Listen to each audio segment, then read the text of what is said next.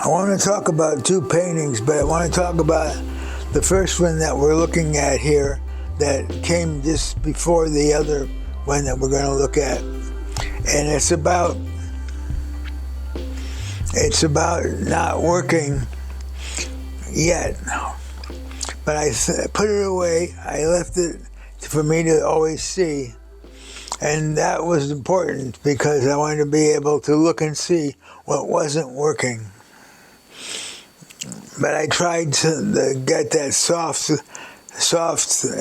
green in that head there to be different than the rest of the painting. And for me it was working, and now I feel that the outside part of the whole shape, it doesn't work. It doesn't feel, it's not alive. It doesn't feel alive. That one area felt alive, and the one below, the orange below it, felt alive, but the rest of it didn't. But the outside shape isn't working. The positive and the negative aren't working together at all.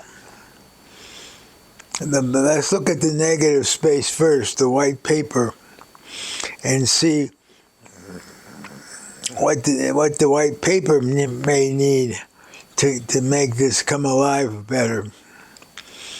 And what I'm looking at is the outside shape is just not as interesting and challenging as it could be.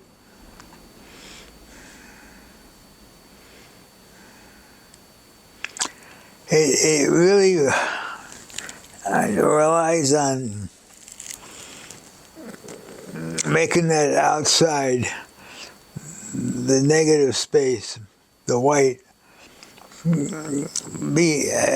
have more excitement going on.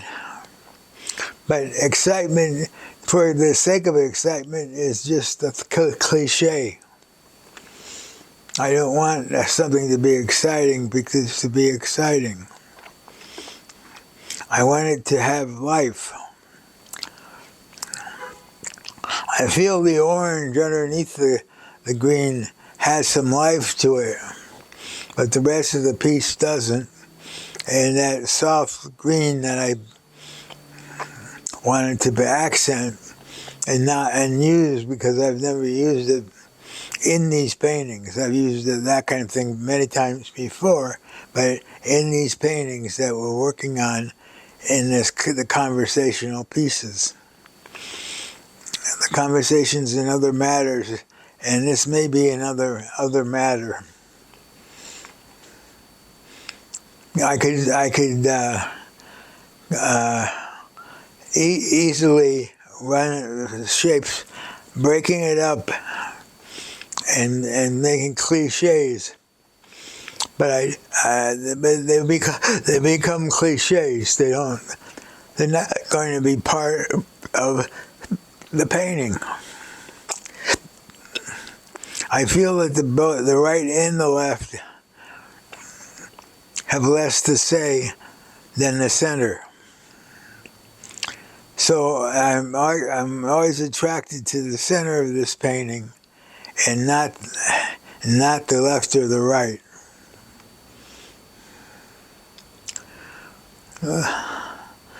When we look at this kind of trapping, that isn't. It was what I was working on when I was doing a lot of other paintings that had the central shapes.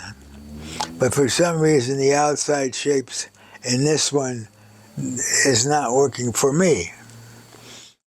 It doesn't have a conversation in it, but it's speaking to itself. Maybe when we speak to ourselves, it's a different conversation to have.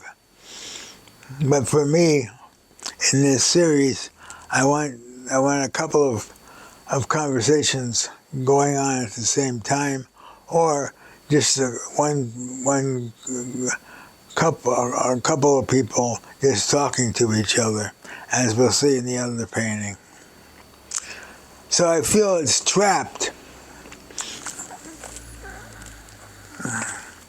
It feels trapped inside the, the, the negative space. It needs to break out, but I don't know where to break out to, so it's been sitting, me staring at it for a while to see where it can go. But the orange face down below feels alive, and the green, the soft green, comes in with a different ambiance and feeling, but the whole thing is not, as a total space doesn't work as the in something of this shape that feels like it's trapped. When we trap a space in a painting, we trap our feelings, our emotions, and what needs to be done. And that may be that I have to just sit and look at this for a while and see what needs to be done, and not run off and make side gestures or things that become cliches. So not to make it a cliche is the single most important part of this painting that I just finished. Literally finished it this morning, and it feels it's the opposite. I was always fascinated with the ribbons that the Native Americans and the Native pre-Columbians used when they didn't have feathers. They put them in their hats. So, but I didn't want to get it trapped in a black line like the rest of the painting. It's not trapped, but outlined in a way that's still alive. So I left this open, which I never do. And so far I'm liking it very much, having it breathe, letting the ribbons breathe. Important other factor is that inside the black line, the lines are active. Everything feels active as opposed to the other piece we just looked at. That piece feels contained, this feels active.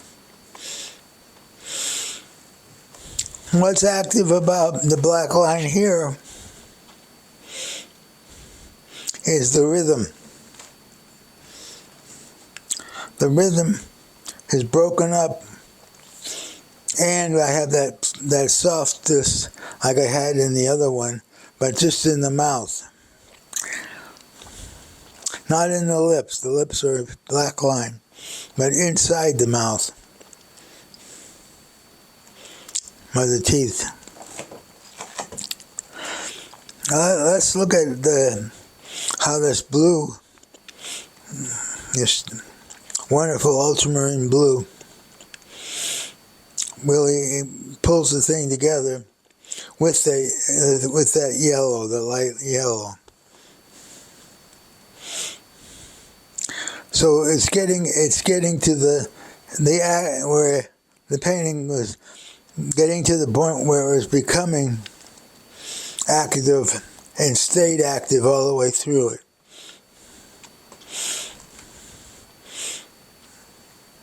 It's easy to make clichés, shapes, but to make them not clichés, but challenging.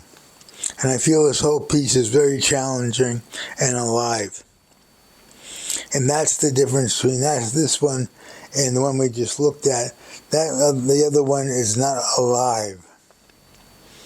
I'm really looking at, in the two pieces, it's something that's alive and something that's trapped. It's like people that are trapped in their life don't have a life that they enjoy at all. And so I'm not enjoying the piece we looked at before, but I'm enjoying this one very much. And it's because it's alive. And I think the ribbons tell the story that I didn't trap him in the black line, which becomes a stylistic end in itself if I'm not careful. And so I don't want to trap anything. And I don't want to trap things that make sense to other people, but they may not make sense to me. So it's the difference between being trapped and untrapped. It's the difference between the two paintings, for me.